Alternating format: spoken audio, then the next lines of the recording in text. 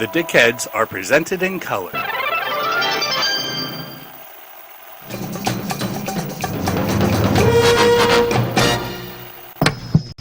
Hey, Dickheads! Like a pink laser beam of truth beaming from 3 locations in the United States to your brain hole. I am your host, David Agranoff. I am here with another David, Professor D. Harlan Wilson, and we are interviewing a woman that Phil once described as a groovy, spaced out, foxy chick. And that's Linda. I knew I was going to do it. Now I'm overthinking it. Castellani? Very good.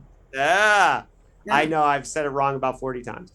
Linda is one of the original dark-haired girls in Philip K. Dick's life, and she has a lot of experiences with Phil. I want to pre-warn everyone that some parts of this are going to be really fun discussions about the man, the myth, the legend, Philip K. Dick, the guy we're all gathered here to learn about. And some parts are going to be a little rougher. Those are going to be more towards the end of this story. So just be forewarned. Linda had some really great experiences with Phil and some not so great experiences. I think, Professor Wilson, you've read a little bit more about Linda's situation than I have, right? Well, I've read the dark-haired girl and some of your letters, Linda. Yeah. Yeah. And before we started, I was talking to Linda about how I'm going to be integrating some of that material into the book I'm writing on life writings about Philip K. Dick. Right. And that is Professor Wilson's forthcoming book, Infinite Regressions, which should be a book that y'all should get really excited about spending a lot of money to get because it's coming from Routledge, right? No, I'm writing it for Routledge's autobiography studies series, and they generally charge like 150 to $200 a book for a hardcover. So I don't know. I mean, geez, I got to do something about that, but I'll worry about that later. But anyways, Linda, welcome to the Dickheads podcast. Long time overdue guest. We're really excited to have you here. I guess let's start with how you ended up at Cal State Fullerton, because that's where your connection with Phil started. So where did you grow up and how did you end up at college at Fullerton? Okay, well, hello, Dickheads. I'm a native Angelino. I was born in Los Angeles, grew up mostly in Palos Verdes, and from there went to Orange County. I mentioned Palos Verdes because it's an extremely conservative area, something I didn't realize until later when I got to the Bay Area and became much more aware of politics. Mm-hmm.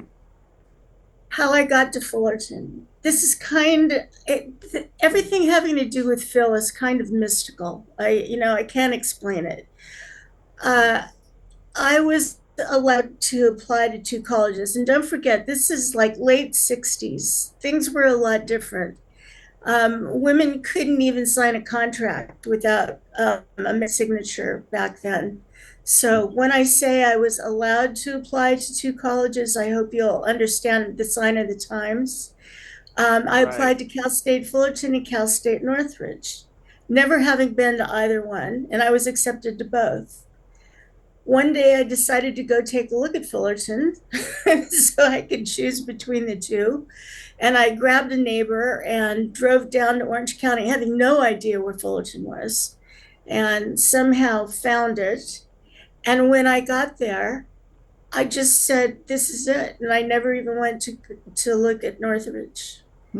I don't know what it is. Something about being in Phil's orbit or approaching his trajectory is very interesting. You just sort of get drawn in. And of course, I didn't know anything about Phil at the time. So that's how I ended up there. Mm-hmm. And was your intention were you an English student or what were you studying at Fullerton? I had just gotten studying French for 12 years, or from 7th grade to 12th grade. And my mom said, you should probably try a language that people actually speak here in California. So I switched to Spanish. Oh, and another romance language. Yeah. Yeah. Yeah, and you were going to study Spanish at Fullerton. You weren't, Yes. because a lot of the people that came into his orbit were English students, right? That, oh no? Believe me, I had nothing to do with science fiction or Philip K. Dick, anything when this journey first started. That's why I said it's kind of mystical, because the story starts with the Vietnam War. Hmm. Seems like an interesting place to start a story about Philip K. Dick. Well, anybody going to college in that era is going to be affected by the Vietnam War. Right, and particularly about anti-war protests. And you couldn't go to school without running into some sort of protest on campus. It was new to me because I'd grown up in such a conservative area before. I didn't quite know what to make of all of the protests, but some of them were pretty hairy. In fact, I had some pictures, I don't know if you saw them, of the riots on campus that I had taken. I heard a commotion outside when I was inside the humanities building, and I walked out the balcony and I looked down and I saw a bunch of people gathered on the quad below me. And off in the distance, I could see what looked like a bunch of white pinheads traveling towards the college that I didn't realize until they arrived were cops in night gear with their white helmets on. And they arrived, parked their motorcycles, got off, walked over to the crowd, and started swinging. They started with their batons and just hit anybody and anything that got in their way, whether it was somebody on their way to class, a professor, people who were riding. It was totally indiscriminate. It was unbelievable and mind-blowing and violent. There was a lot of violence at that time.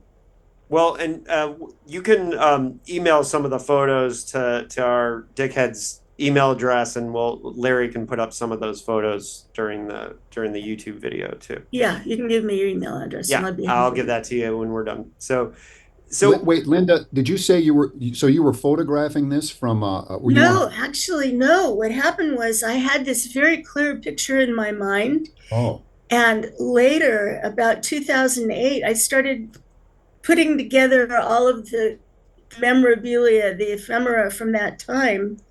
And I started thinking about that image that I had in my mind and set out to find photographs. And there was a photographer right next to me on that balcony because the pictures that I have are exactly what I remember. So they're in the Cal State Fullerton archives. And I was totally blown away when I saw them because I thought, yeah, that's exactly it. And so we think of Berkeley, we think of all these progressive schools as having these protest movements. Fullerton is not exactly the first school people think of when they think of that. So it is interesting to hear about. At that time, in the days before computers, and I hate to sound like your grandmother, but when we went to sign up for classes, we had to do something called running for classes. Have you ever heard of that? No. My first semester as a freshman, what you had to do is you put together, you had the class schedule and you put together what looked like a reasonable schedule. And then you had to physically go to the classroom where it was being held and get a card. If there was a card, you were in the class. If there was no cards, you had to redo your schedule and run to the next classroom. Running for classes. Sounds like a ball. Running for classes. And as a freshman, of course, there were very few cards left, because we registered last. So you managed to cobble together a schedule, and that was your first semester. And I won't tell you what all the classes were, but it was quite a grab bag of things. And the second semester, they sort of moved on to a higher tech version. And what they did this time was they had a forest of blackboards, and all of the class numbers were written on the blackboards, and you had a time to arrive to sign up for your classes.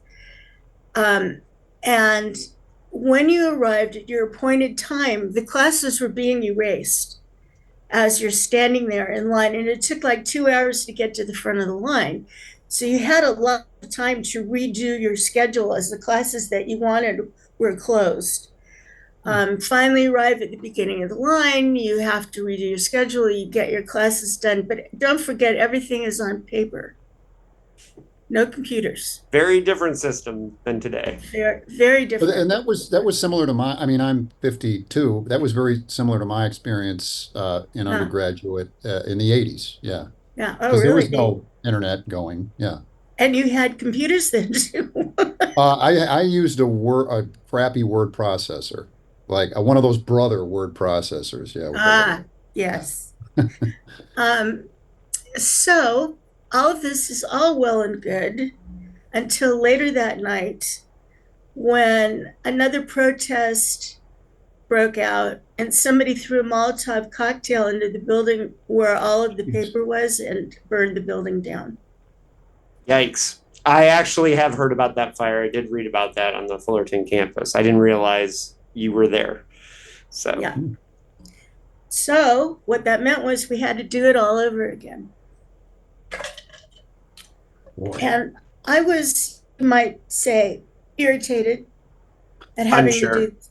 So I'm back in my apartment trying to put together a schedule, and suddenly I had this overwhelming compulsion. I cannot tell you what it was like.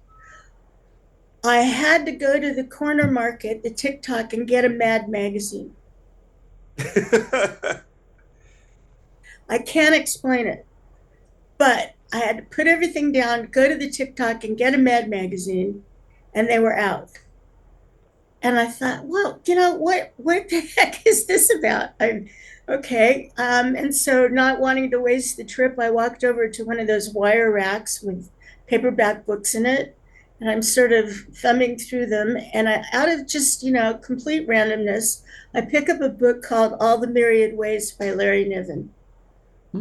And I took it back to my apartment and I read it in one sitting.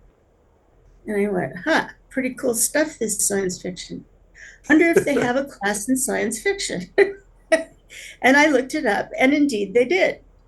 And in spite of what you had to go through in order to sign up for a class, I got in. And that's where I met McNelly. McNelly was the professor who taught the class. And it was wonderful. I loved every book. I was so caught up that eventually I ended up changing my major to English because, I felt like I had found my people. Do you recall what books he assigned for that first outing in his class? Let's see. I know that I have it written down because the assignment for the class was to keep a journal as we read the books. Oh, okay. And so I still have the journal. And in fact, I started rereading the journal during Gil's class because all kinds of stuff was starting to come up, 50 years long buried memories. And I went back and I started reading it where I found something I'd written about when I first met Phil that I had completely forgotten about. And I can tell you, we read Mirror of Infinity was one of them, Earth Abides, Stewart. Canticle for Leibowitz.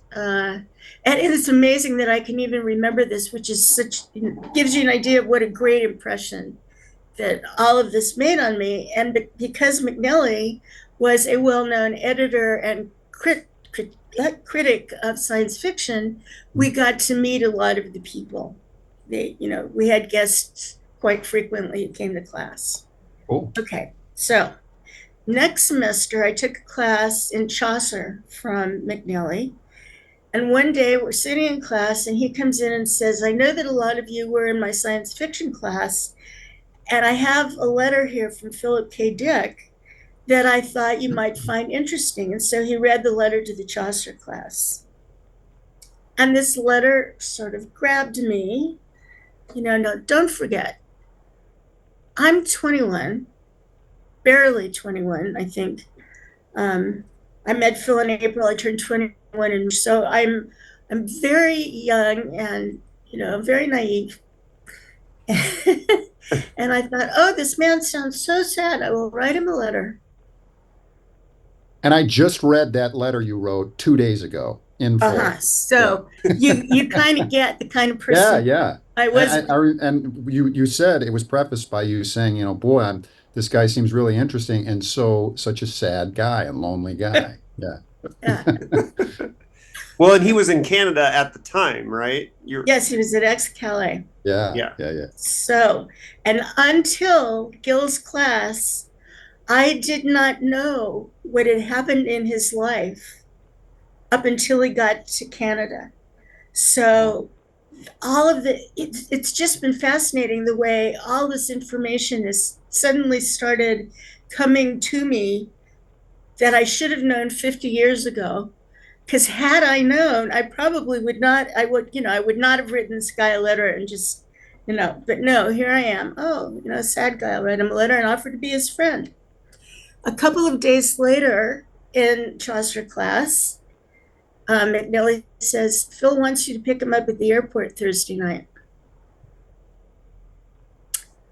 And that totally freaked me out because, here I am writing this complete stranger and he replies in person.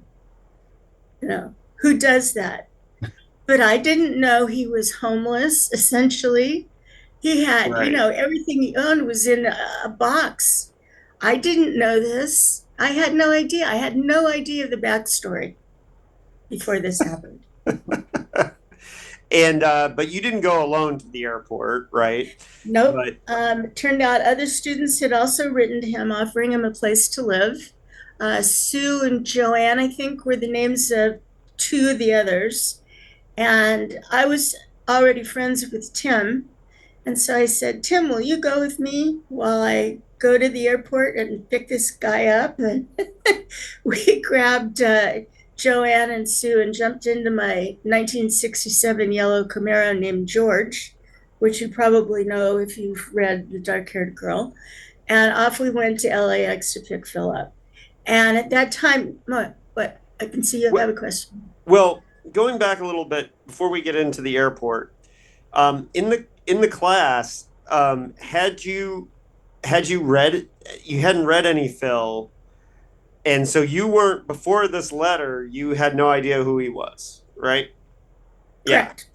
Because people should remember who now we think of Phil as one of the greatest voices of 20th century science fiction, but he wouldn't necessarily be one of the writers that McNeely was assigning or teaching in the class.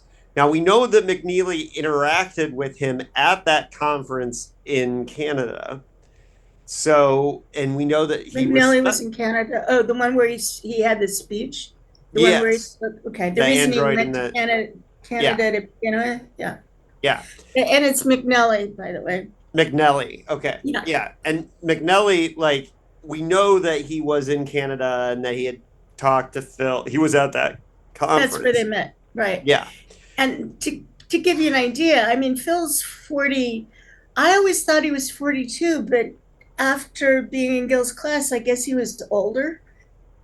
In 72, which is when I met him, I thought he was 72 minus 28. Yeah, I think he was 44 or something. Yeah. But at any rate, he was 53 when he died in 83. Yeah, or 82. Yeah. Yeah. So where was I? I lost my train of thought. Well, McNelly didn't. He didn't.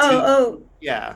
So we went to the airport to pick Phil up, and at that time there was what?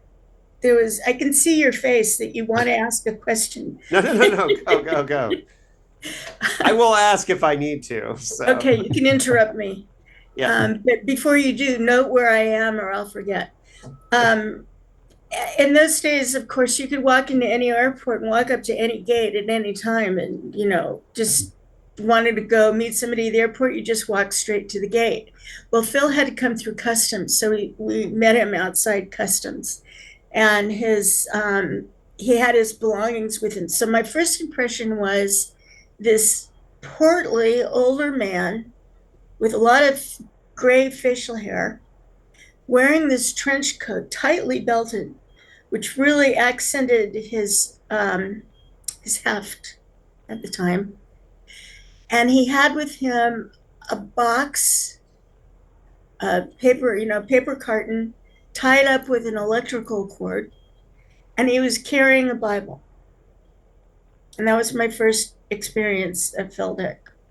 Jeez. Now, if you've read The Dark-Haired Girl, in a letter to Kathy, he describes meeting me when I walk up, and he's now meeting me at the same time that I'm describing to you. And do you remember what he said, David? I don't know. He said, "Destiny in a miniskirt." That's a good line. Did it work? Isn't that a great line? So to bring things back into focus as far as the mystical thing goes, here I am at Fullerton, without even checking out my other college. Here I am meeting Phil because there was a Molotov cocktail thrown into this building where I had just registered for classes. And I had to go get a Mad magazine and picked up All the Myriad Ways Instead, which led me to the science fiction class, which led me to McNelly, which led me to Phil. And which is why we're all talking on Zoom right now. Right. Butterfly effect. That's right. Yeah, exactly. It was just, when I think about it, it's quite remarkable.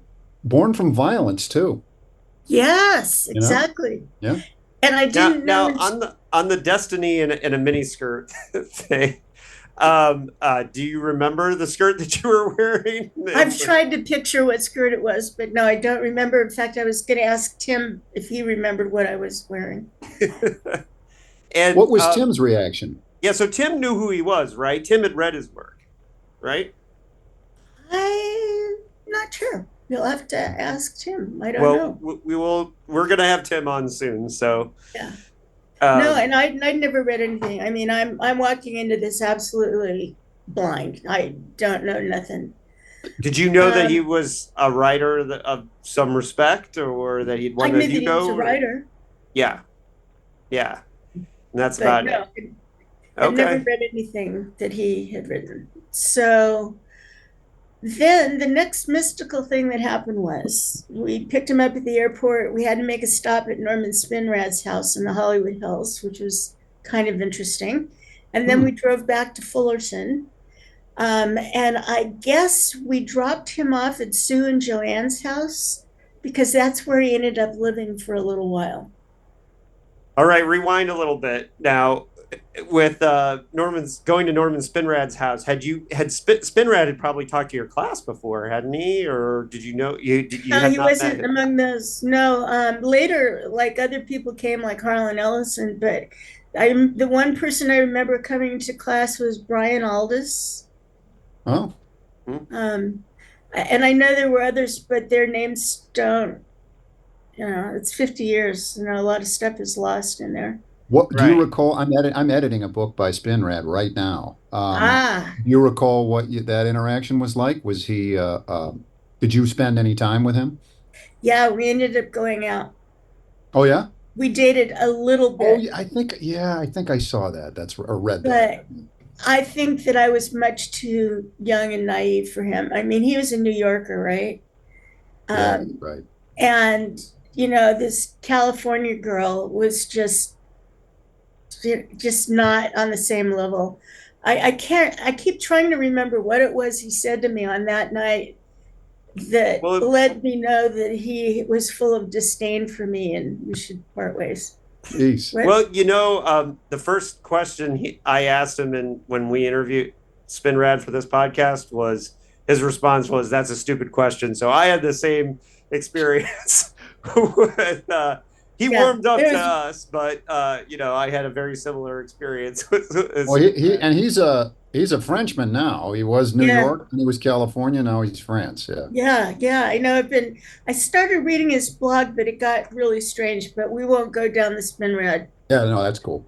Rabbit hole, not quite yet, but yes, it was kind of shocking, but okay.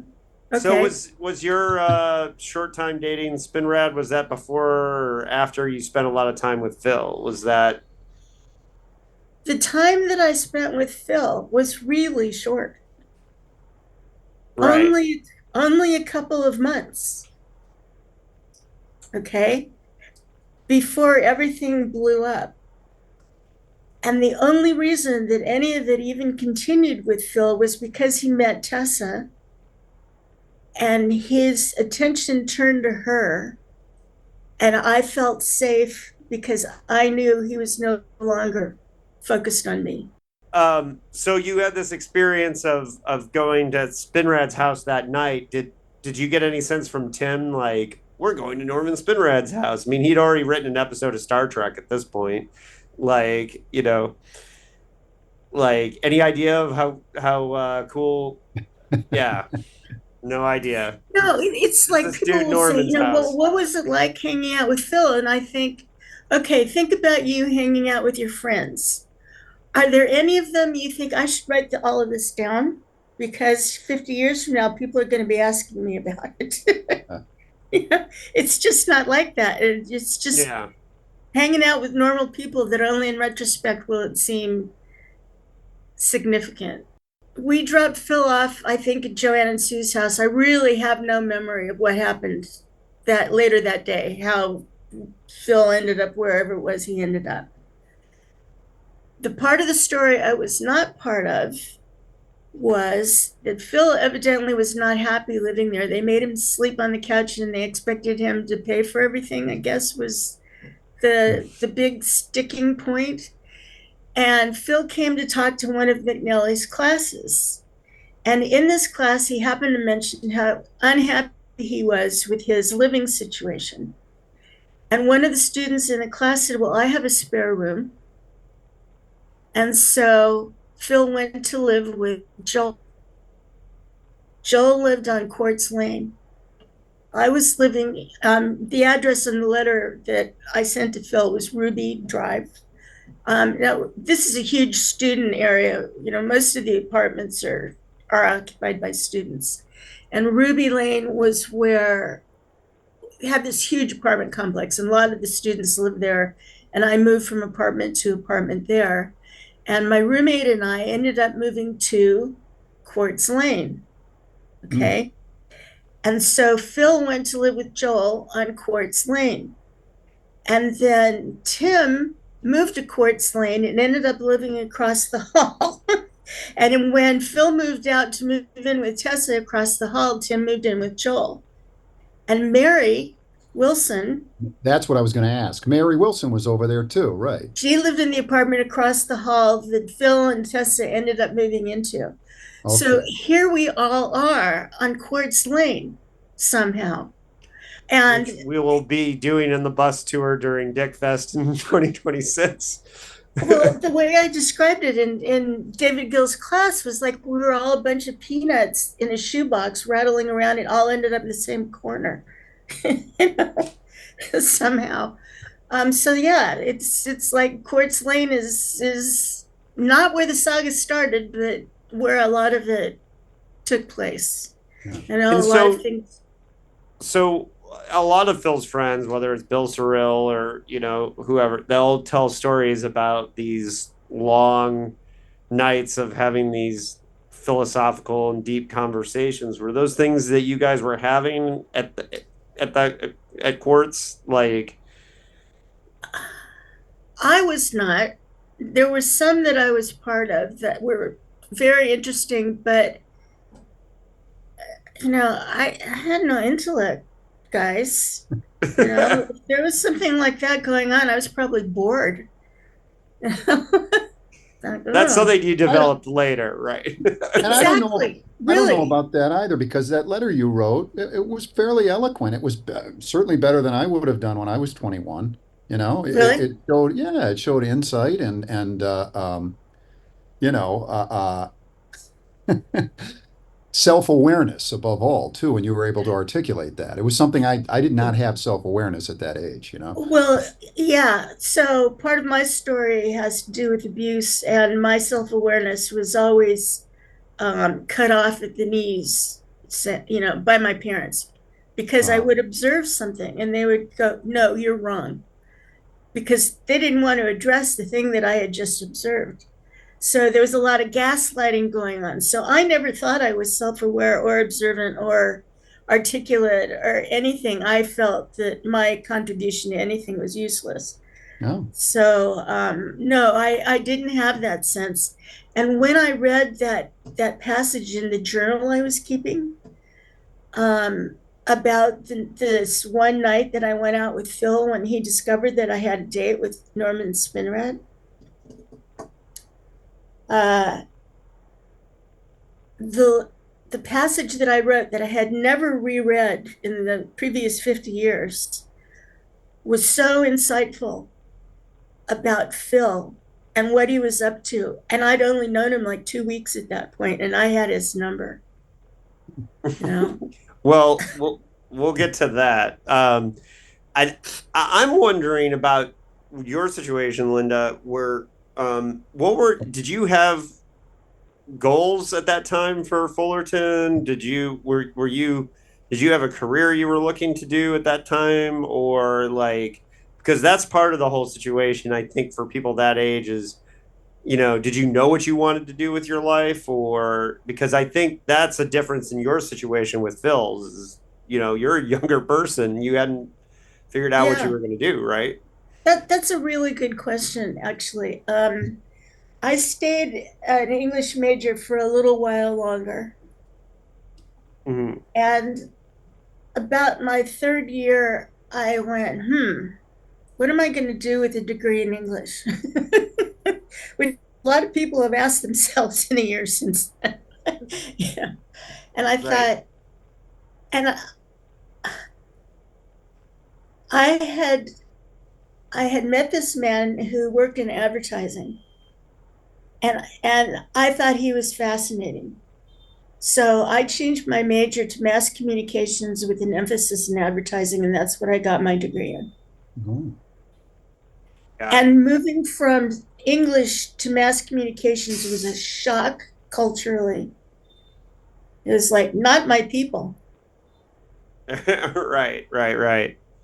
Well, and I think, one of the things that is hard when you're a Dickian and you're looking at all the attention he gave to the younger women is, and a difference in your situation than let's say Joan Simpson, right? Who came along a little bit later. I never met Joan. Yeah. Well, and Joan, her situation, part of her thing was she was a science fiction fan. She was a Phil Dick fan, and she was a Robert Silverberg fan. She was an actual science fiction. Silverberg, that was another one we read that first semester. Oh. Yeah. Yes. So Everybody with Joan, she Silverberg. was very hooked into the idea of like, she wanted to be around the guru Philip K. Dick, right? Yeah, Whereas I think you were less impressed by that stuff, right? Right. I could just see his intensity freaked me fuck out. Right. Sorry. Do you have to beep that? No. Say whatever. Yeah, no. He is way too intense for me. He scared me. I thought, what kind of a man responds to a letter by flying from Canada to meet the person who wrote it? Who does that? So I was always very wary about his mental. Well, and that's funny because I think he sold it to you that he was coming to see you, right? Whereas well, I've had some thoughts about this. I'm telling you, being in Gil's class just stirred up so much. And Tim and I did a lot of talking between classes. And he discovered that he'd also been keeping a journal. Right. Well, because the reality is that at the time, Phil had written he just wanted to get out of Northern California, right? That was his main motivation, was to get out of Northern California. I think he had to get out of there. I think exactly. He wrote to science fiction writers that he was friends with in various places. He wrote to Spinrad, I think, was one of them. Yeah. And the only person that kind of gave him like a lead on anywhere to go was McNelly. Yeah. Well, I think the combination of McNelly's interest and your letter is why he chose Orange County. Again, the mystical thing, if McNelly hadn't gone to Canada and, this whole thing, it's like you can just see where all the jigsaw puzzle pieces fit together. David D. Harlan, Professor Wilson, did you happen to notice in the letter I wrote that I said something about having the feeling I had been provided for him? That you had been provided for him? Right, because of this thing about the dark-haired girl. Say more. Provided for him in what capacity? Is like arm candy or something? Well, I think, again, looking back at things, starting to put puzzle pieces together, it occurred to me that perhaps McNelly might have thought he could curry favor with Phil by providing him with a dark-haired girl. Yes, and that makes sense. That's probably true. Where did I get the idea that I was being provided? I don't know. Yeah. But looking back at it, I could see where he thought, this might earn him some bonus points. Dark-haired girl, yeah, right up his alley. And which I know nothing about. I don't understand the backstory. I don't know, Yeah, but he didn't put pressure on you to write the letter. You offered to write the letter, right? Right. Yeah. Maybe. Yeah, maybe you were pressured into it. It was 50 years ago, Maybe I right? was. Maybe McNelly subtly suggested that maybe I should write. I don't know. Good question. Yeah. Well, and I think that Actually, let me ask one question, if I may. Sure. McNelly, was he a compelling and engaging professor? Did you like him, or was he an asshole, or whatever? Well, let me put it this way, and this is typical of the time. And gosh, I hate to even have to represent what life was like for women at that time, but we were fair game. Yeah. And I don't think I had a professor that was male that didn't hit on me. Jeez. And with McNelly, one of the things that he did, which is sort of mind-boggling, you're a professor, right? Yeah. Yeah. So in this journal that was our assignment for the science fiction class that I turned in, he gave me an A on it, but he started writing back to me. And he was saying things like, sometime just for fun, we should ball. And I'm like, well, that was the word we used in those days for fuck.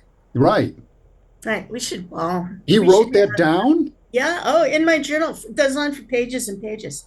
We should have each other's tastes and touch to remember. I'm like, I'm looking for my professor's feedback on the work I turned in, and suddenly I get this. Jeez. And I have no idea how to respond.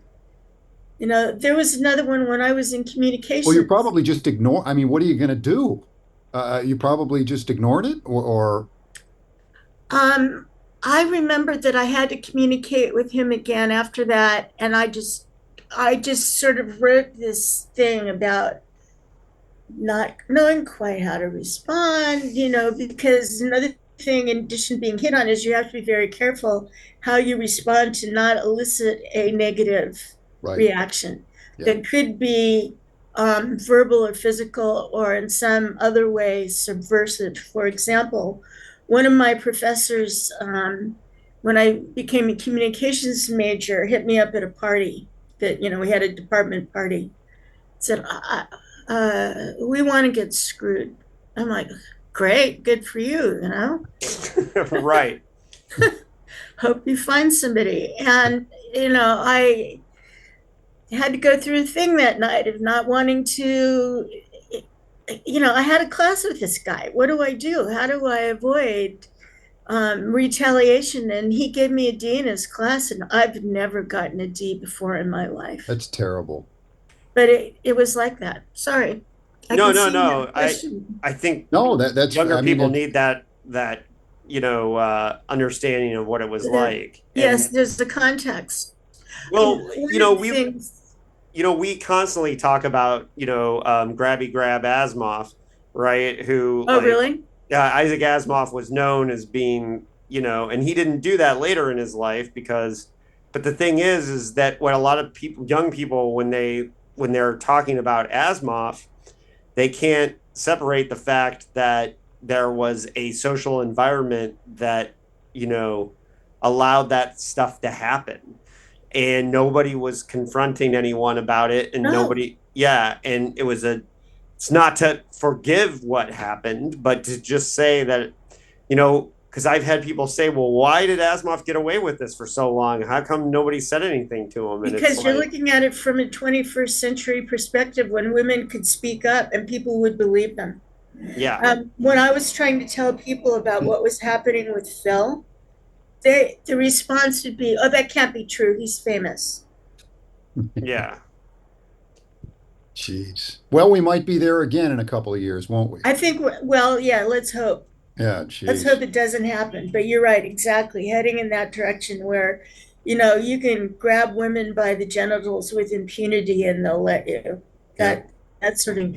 An example is they, had a job board at Cal State Fullerton, and I remember clearly one job listing was for a woman, 5'7", blonde hair, and I'm like, and I thought that was really specific, but you could do that. A couple of weeks after I met Phil. So my letter to him is dated, I think, April 7th, 1972. I have a letter from Phil dated April 21st. So at some point in that couple of weeks' time, he invited me to go have dinner with him and Harlan Ellison. Okay, I was a Harlan Ellison fan, so of course I'm going to say, hell yes. Right? And a lot of the things that happened with Phil had to do with the fact that he didn't have a car, and I did, so I was driving. So, besides me being me, he needed a ride. So we go up to Hollywood to have dinner with Harlan, and I'm like buzzing, wow, one of my favorite writers meeting Harlan, wow, I can understand how Joan felt about, wow, Phil, no, I'm all buzzed because it's Harlan. Um, Did and Harlan's Wonderland exist back yeah, then? his house is called Ellison Wonderland. Or Ellison's? Yeah, yeah, that's right. That existed at that point. Yeah, Yeah. yeah, Okay. that's where we met him, All right. up at his house. And then we followed him down the hill to Hollywood to a Chinese restaurant called Ting Ho's. And I have to say, my 1967 yellow Camaro named George, he had one too, only his license plate said HE on it. So we followed his yellow Camaro down the hill to Ting Ho's, where I found that there was a bunch of other people meeting us. One of them was Ed Bryant, who I'd never heard of or met before, and he was a really nice guy. I was sorry recently to read that he had passed away. Of course, I had no idea. But Harlan was teaching a class at his home, I guess, and he had held a contest among his students about who would get to come to have dinner with Phil Dick. Do you know how you spell Ting Ho? What? Do you know how you spell that, Ting Ho? Just out of curiosity. Yeah, TING space HO. Okay. And so Harlan was saying that this one woman in his class had won the contest, but it was the toad, and he was really disappointed. There were all of these other women who were much better looking who were in the class, but it was the toad that won. And Ed Bryant was bringing the toad. So Ed walks in with this woman, and Phil, just to give you an idea, said, "Harlan, where's the toad? I don't see the toad." And, went on in that vein for a while, just being, I'm looking up to see. Was Ellison appropriate? Ellison was appropriate for a while, and then he started hitting on a young woman at the table next to us. So Yeah. a lot of his time was spent with his back to us. He was engaged in trying to, and who was not interested, but you could tell she was like a young starlet with a bunch of Hollywood types, right? Yeah. And he'd written screenplays, I guess. He was Yeah. fairly well known at that point, and he's like all over her, that poor woman. So here we are. This is the environment. And Phil hands me this envelope, really thick envelope. And I take it and I don't know what to do. Should I, open it up and read it now? Should I wait? What?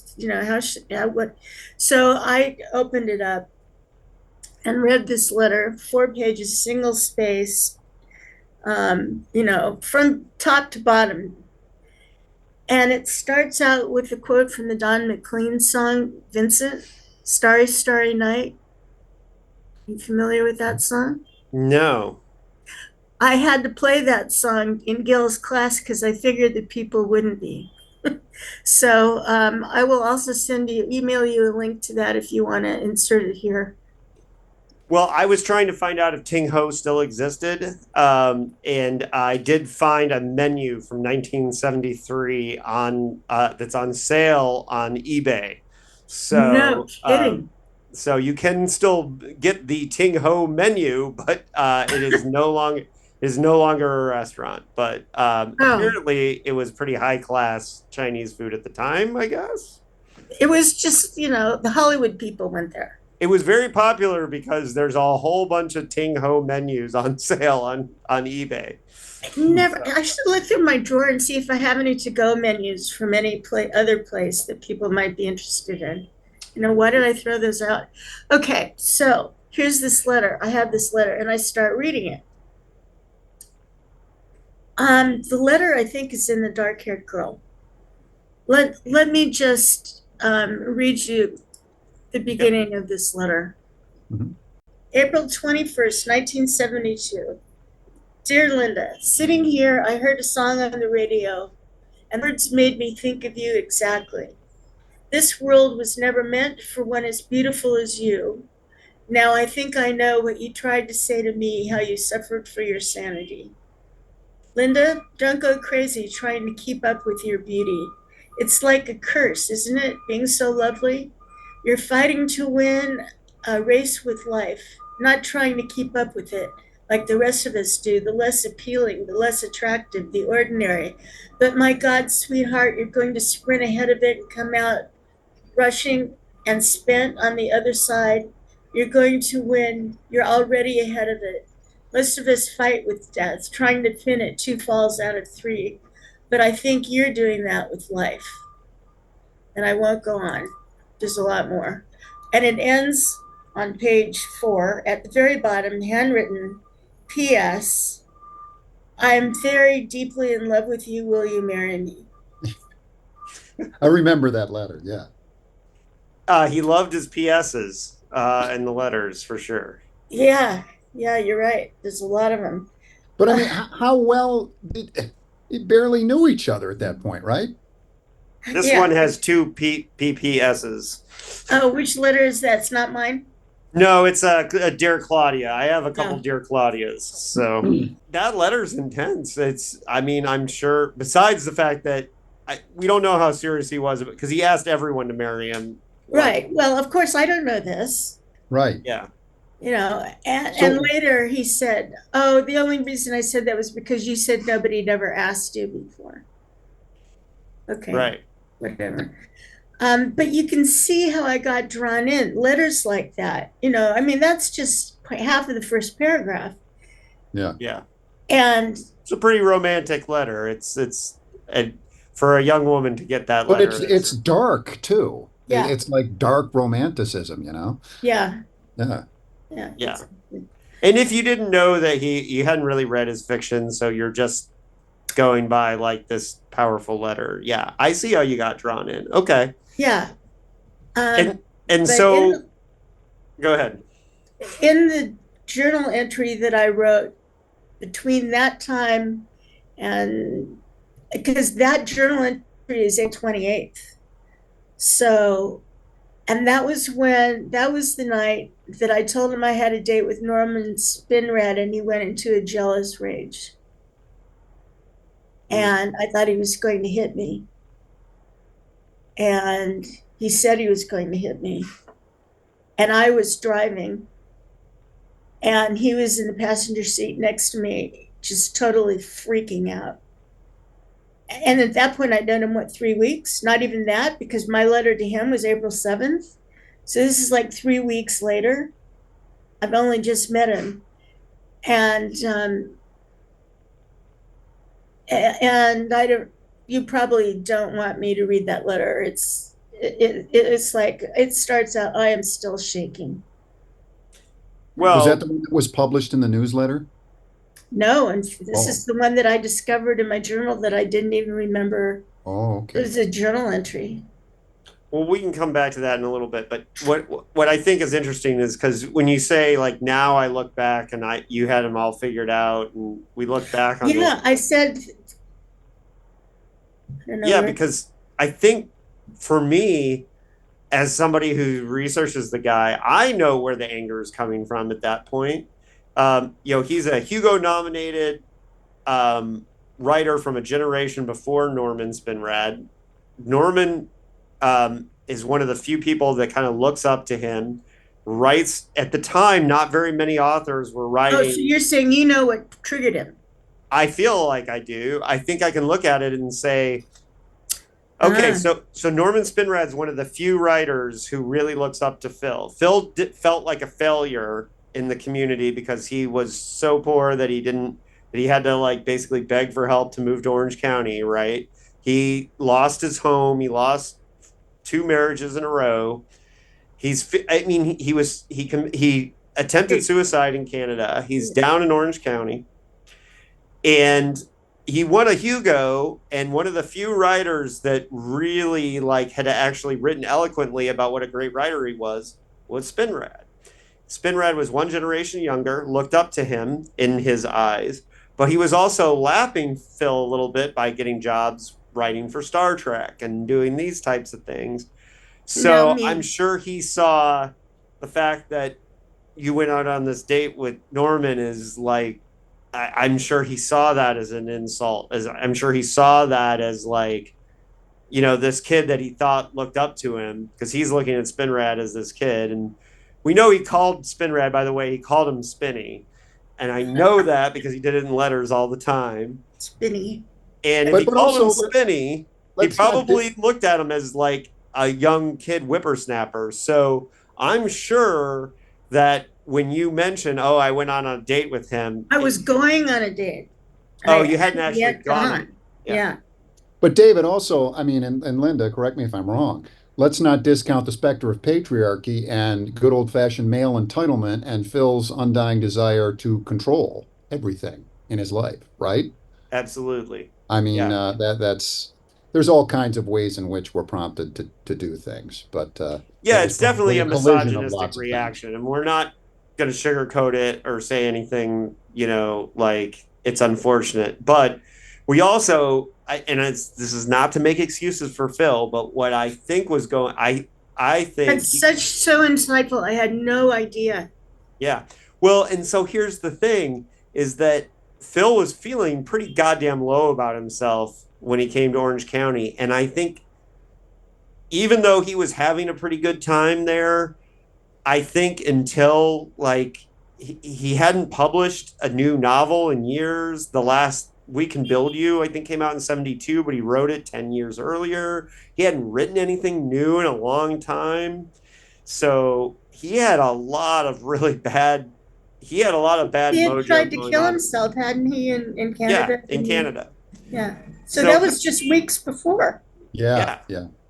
So he's in a really bad spot. Yeah. And so for a thing, we look at it as he was probably seeing a lot of his like, recovery from all this as being tied up in this young woman that he was like flirting with and spending time with. Glommed onto is actually glommed onto. Glommed on. And then she tells him that this younger writer who just wrote an episode of Star Trek is going on a date with her. Yeah, I know I'm not justifying it. I'm saying that is why he flew into a rage. No, I appreciate the context. I said, this whole thing with Professor Gill's class has just opened up worlds that I either had forgotten or didn't know existed. Yeah. So we go back to Harlan's house, and Harlan is trying to get it out of us. Yeah. As I described it to McNelly later, he kept baiting us, and McNelly said, "Yes, Harlan is quite a master baiter, isn't he?" Yeah. Yes. And I also put my foot in my mouth and just demonstrated my ignorance. In one of his bathrooms, Harlan had a large print of Guernica, Picasso's famous drawing. Mm-hmm. I'm not familiar with it, but. Well, thank you very much, because I wasn't either. And I came out and I said, "Oh, is that a George Gross?"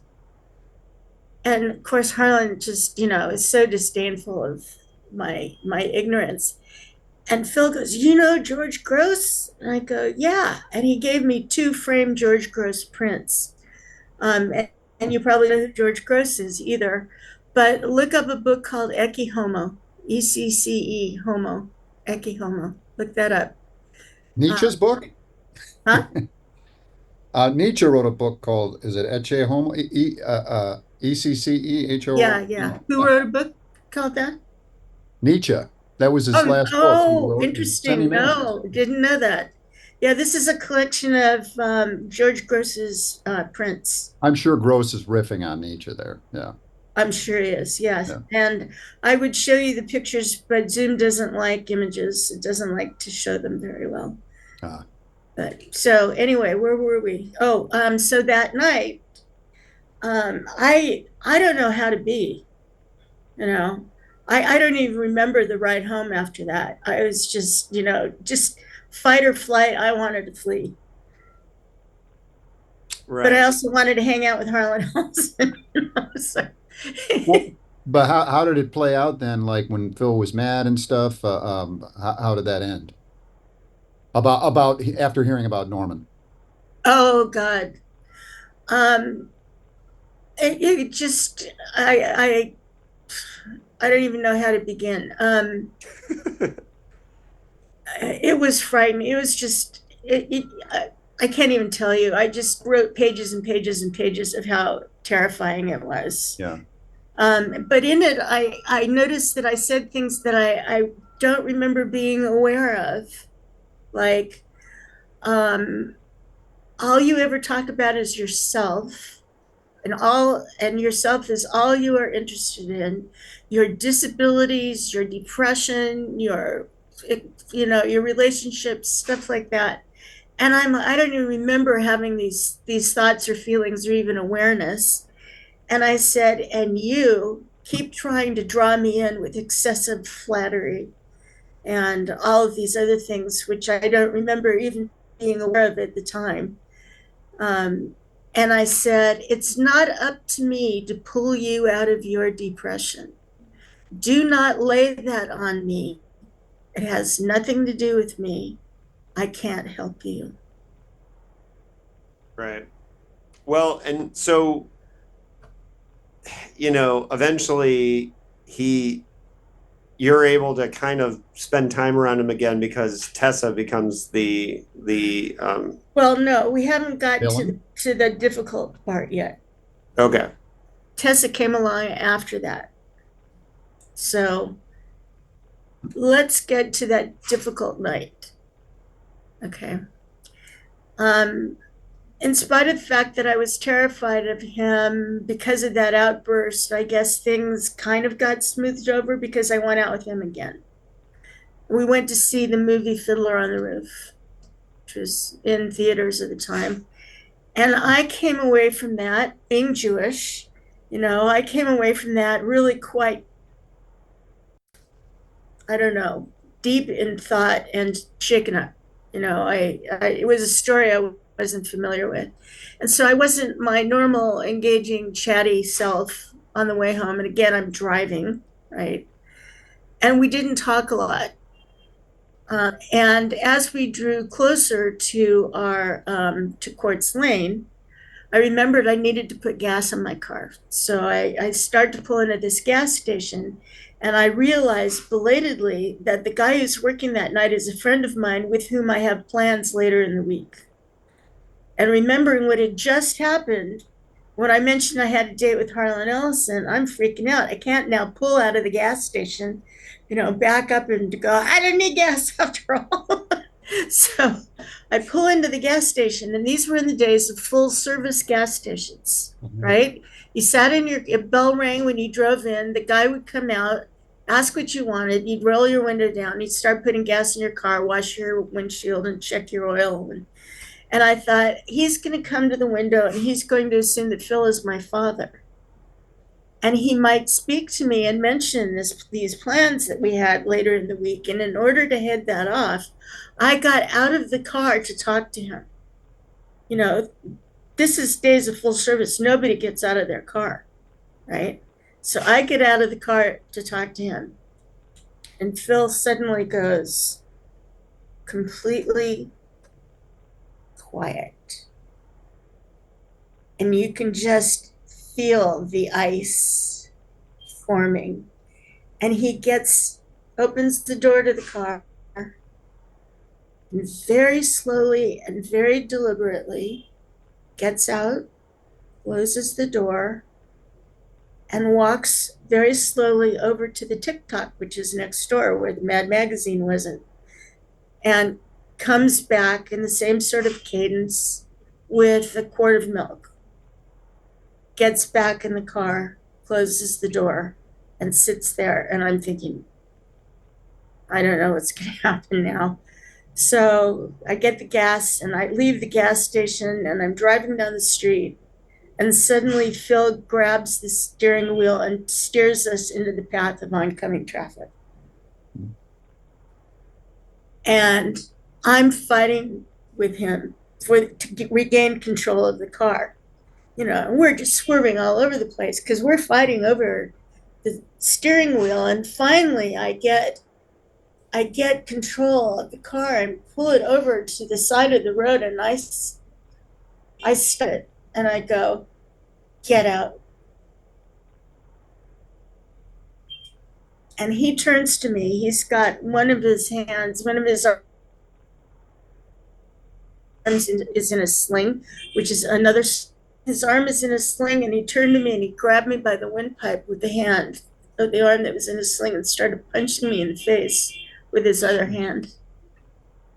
And I finally get him out of the car. And I said, I just drove off. I'm done with you. You're it.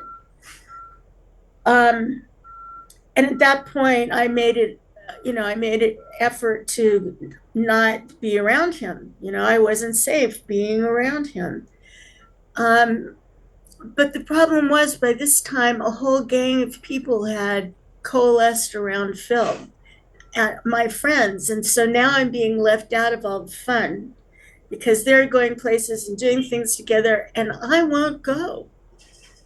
I'm not safe. So it wasn't until he met Tessa that I finally said, okay, maybe it's okay to be there as long as there are other people around. But essentially, he tried to kill me. Did he try to contact you after that? Oh, yeah, he was right down the street. Are you kidding? So, yeah, there's a whole, I would say maybe 2/3 of the letters are from after that period of time. And it's him trying to say he was sorry, or? Oh my God, no, I kept waiting for that. But he never specifically said he was sorry. A couple of times he said things like, I am so sorry for the trouble between us. Mm-hmm. But shortly after that, there was a con, and I went to the con, and I saw Phil, and he introduced me to Robert Silverberg as the woman I was in love with until she beat me up. Oh, so classic narcissistic behavior is, I didn't do this, you did this. Yeah. Yeah. Yeah, Yeah, and you this did this the to me. letter that I read from the PKDS newsletter, you talked about some of these things. And what didn't he leave like notes on your windshield, threatening notes and stuff? Yeah. Well, yeah, there were some threatening notes. He also sent me these postcards, and I'll send you the archive, the PDFs of all of the correspondence, David, and you can do with it as you see fit. Mhm. Just keeping in mind that the estate might consider displaying them to be publishing. Yeah. So you got to be really careful. No, absolutely. Yeah. Um, there was like these postcards that he apparently went to Knott's Berry Farm to get that showed pictures like, you know, of a mountain with lava coming out. And on the back side of it, it said vaginal politics or something like that. It's just really childish stuff. They'd leave a note saying, to the Quartz Lane Beautification Committee, Linda Levy has warts. Jeez. Just really stupid stuff. Was he doing, were there substances involved? No idea. Variably? No. Never Yeah. saw, no, snuff was all I saw him Yeah. partake of. So Yeah. I don't know. And of course, I was too naive to even think about it. Yeah. Oh, but He would. I believe he part of the whole thing of going to Orange County was to get clean, and I do believe I think he if- did. that he did. Yeah. Yeah.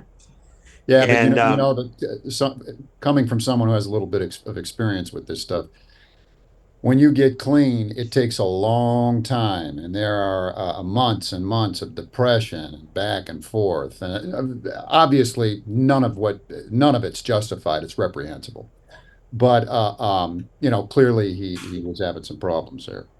Yeah. So, Yeah, let we can without justifying it, we can look at this time now in retrospect and be able to explain. I think, and that's what Gil's class I think did for you, Linda, was to show like, you know, all the roots of how this guy ended up the way that he was when you were in his orbit, right? Yeah, so it was very eye-opening. And I want to tell you one other thing to sort of bookend that story with a different type of story that took place later to kind of give you an idea of how the relationship changed when I was no longer part of whatever his obsession was at the time, or no longer the focus of it at any rate. So as I said, I lived down the street. He lived on one side of Quartz Lane. I lived on the other side of Quartz Lane. And on this one particular day, there was a note from the landlord saying, the place is going to be fumigated. Please pull all drawers out and leave them around. You know, the fumigator wants to, whatever, fumigate in all of the. And so I had pulled out all the drawers of the built-ins, but not drawers out of my bureau. Because I didn't think that fell under the canopy of what they were going to do. So when I came home after the time we were allowed in, I discovered that my drawers had been pulled out of my bureau, and front and center on my bed was my stash, my lid, as I describe it. And I'm thinking, oh, fuck, I'm busted. You know, I don't know what's going to happen. It's sort of here staring me in the face as evidence. What's the fumigator going to do? Is he going to tell the landlord? I have no idea. So I call Phil. I go, Phil, I got the situation here. What do you think? And Phil thrives on crises, loves to, you know, trying to I don't know what he's trying to do, trying to fix it. This is out of the blue, right? A lot of time has passed before you called him here, since you interacted with him? I don't really have a sense of well, no, I really don't know. Yeah, okay. Because the conversation started in 1972, and the last letter was in 1975. So it wasn't like all communication had ceased. Yeah. So he had to have been with Tessa at that point, but maybe not. Maybe he hadn't met Tessa yet. It's hard to say. 50 years, you know. So Phil comes up with a plan, and the plan is this: a whole bunch of us bunch of us in different cars. We're all going to go to Carl's Jr. and get something to, get something to go. And the idea is that we're all going to end up with these Carl's Jr. bags. And then we're each going to take a little bit of the stash and put them in the Carl's Jr. bags and then spread out over Orange County and put them each in different trash cans. Which I thought was just hilarious. But Phil was dead serious. He knows about the man, and I don't know. I thought that was just so funny, and it's typical of one of the ways that Tim describes Phil in this interview we did on The Well, because people are saying, but this, but that, they couldn't quite wrap their heads around what had happened with me and the way everybody else knew him. Tim said, we hung out every Wednesday night. Everybody would come over. We'd have pizza and beer or whatever. And Phil was one of the funniest people I ever knew. Mm-hmm. Well, and so when he wanted to, he could be charming, right? Yeah, from what I've read, when he was on, he was on. When he was off, he was off. Yeah. Very, very charming. Yeah. I mean, you would get sucked in all over again. Just to kind of wrap things up, and if, we could have more conversations in the future, but you never really read Phil's work until you started taking the class. Right. I tried to read one of his books back then, and I don't remember what book it was, but in it, there's a man having a relationship with a woman, and I found it so bleak. Yeah. And I sort of saw it as predicting my future, and I went, no, I'm not going there. Mm-mm. And that was the last time I tried to read anything until Gil's class. And I started doing the reading assignments and going, wow, what a great writer. Really? Yeah. So that was just this year? Yeah. Oh, wow. Yeah. That's great. 50 years. Yeah. Yeah, and it has to be a really weird experience for this guy that you kind of hung out with for a couple years, off and on, wrote letters to. Well, to see people like have conferences and classes and like to be. I was in Minneapolis on business when Blade Runner was released into the theaters, and so I went to the theater by myself, and there was nobody there really. And at the very end, there's a card that's quite common now, but it was the first time I'd ever seen this before. And at the very end, there was a card that said, "In memory of Philip K. Dick." Now it's quite common, but that was the first time I'd ever seen it. And then I started crying. Yeah.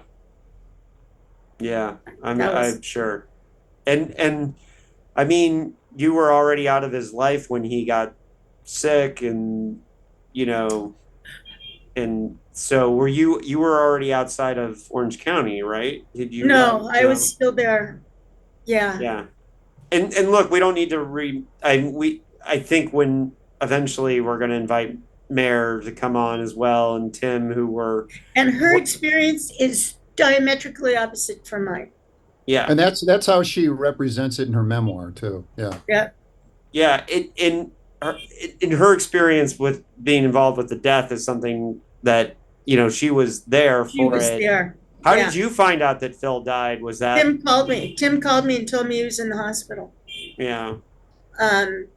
But I couldn't go for various assorted, now unimportant reasons. To kind of bring this home a little bit to the people who read him, do you have a moment where you were reading this fiction over the last couple months where you just really felt connected to the person you remembered reading the fiction? Confessions of a Crap Artist. Yeah. Did you read that? Yeah, that's one of my favorites. Yeah. At the very beginning, where he has to go to the store to buy his wife some Tampax. Yeah. And freaks out and decides while he's there he's going to hit her when he gets home. Yeah. And then he does. Yeah. Yeah. That whole thing is like, This is Phil and Anne. Yeah. There's no doubt in my mind that what I'm reading about is Phil and Anne's relationship. Yeah, and you met Anne too, because you talked to her for her book, right? And that was she called me up and wanted to meet, and she is an equestrian, which I didn't realize. So we met at a horse center in Forestville, which is up here in the wine country, and had lunch. Did you get along? Yeah, we weren't, antagonistic for any reason. She didn't become antagonistic towards me until after the first Dick Fest in 2012, which is the first time I'd ever really gotten up and spoken about my experiences with Phil. And in fact, because of the estate and because of not wanting to run into any problems and not knowing how they felt about me, when I was on the program, I was listed as a surprise guest, rather than having my name out there. And so I went and told this whole story, read a lot of letters. It was really well received. In a Q&A afterwards, this woman spoke up and said her name was Tandy and that she was one of Anne's daughters. And I had never heard of her. I never heard of Tandy or Hattie, before. And so she said, I did observe some of what you say, when we were living with Phil. But apparently she went home and told her mother a whole different story, because I got a phone call from Anne. Oh. In which she said, Phil wrote you some of the most beautiful, most romantic letters in literature. And I repeated this to Tim, and Tim said, yeah, and some of the nastiest. Which sort of summed things up. But of course, like the beautification board one is quite a difference from the romantic well, we one. still haven't gotten into all the stuff that happened after that, and the letter that he wrote me that said, stop playing games with Tim's head like you did with me. If you don't, you're going to have to answer to me, and you know what that means. Jeez. Yeah. You clearly, and you and Tim remained friends forever, right? Me and Tim? Yeah. Yeah. I mean, you've clearly you tapped into something there, didn't you? I mean, Phil was is it me? crazy for you, literally. Yeah. So. Well, and I do think foxy, groovy, spaced out chick, in the miniskirt. Yeah, Destiny in miniskirt, right? I'll remember that for sure. Actually, I'm using that. I'm using that in my book, if I may. Yeah. Well, Linda, you have my permission, although I'm not I have no authority, but you have. That's in a book, right? Yeah, I'm sure it's in something that I. Yeah, no, it's in Dark Haired Girl. It's in Dark Haired Girl in the letter to Kathy, but in my copy, Kathy's crossed out and Linda's written in instead. Okay. Which you, of course, can't see in the book. Yeah. All right, Linda, I loved having you on the podcast. You're one of my favorite people to interact with in Gil's class. We love having your feedback and having you around the Dickhead community. And I'm going to do everything in my power to make sure that you are at Orange County Dick Fest in 2026 to return to Fullerton and be a part of all this. I think it'll be awesome to have you and be a part of this whole thing. And if you can't make it physically, at least you will have given us the history. But I'm going to work on that. So on that note, we have almost 2 years planned. So on that note, Dickheads, thank you for listening. If you made it this far, remember, as always, we say, keep it paranoid, stay paranoid.